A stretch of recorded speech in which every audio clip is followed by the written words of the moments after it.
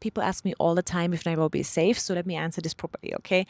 At the beginning, I was definitely more on edge. I'm gonna admit it, but because I stick out here, I'm a white woman and people look at me more than they did in New York. Because let's be honest, in New York, I mean, people look at you because you're a woman, but nobody really cares.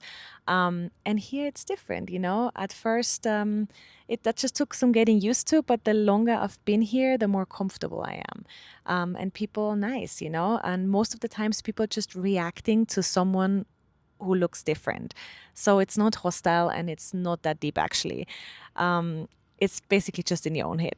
And I just also had to recalibrate a little bit what I wear and when. At first, I was a little nervous about jewelry, designer bags, all these things.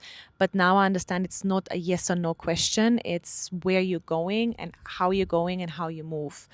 Um, like one of my friends from Kenya, she drove through a specific neighborhood with an Uber driver, and somebody tried to snatch the Uber driver's phone through the open window.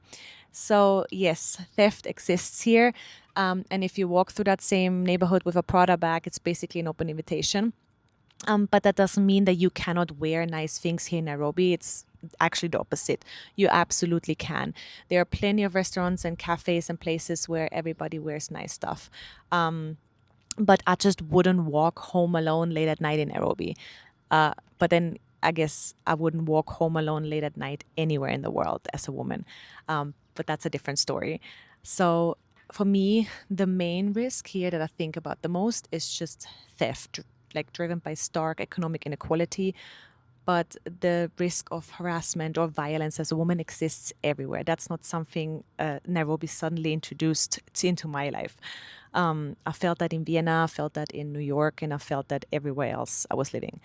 So, yeah, what feels different here though is in New York, my biggest additional fear as a family or for my family was gun violence and police violence. And that's not something I feel here at all. And at the same time, I just want to say this clearly, like, I don't feel perfectly safe here or anywhere else in the world most of the times. So I guess if you're just aware of your surroundings and if you're intentional about how you move and just if you use common sense, life works perfectly fine here. Nairobi is great, the people are great, and I've not had a single incident here, thankfully. And just people shouldn't be afraid of coming here. If you are not afraid of going to New York, you should not be afraid of coming to Nairobi. So yeah, you just have to understand that, and you'll be perfectly fine.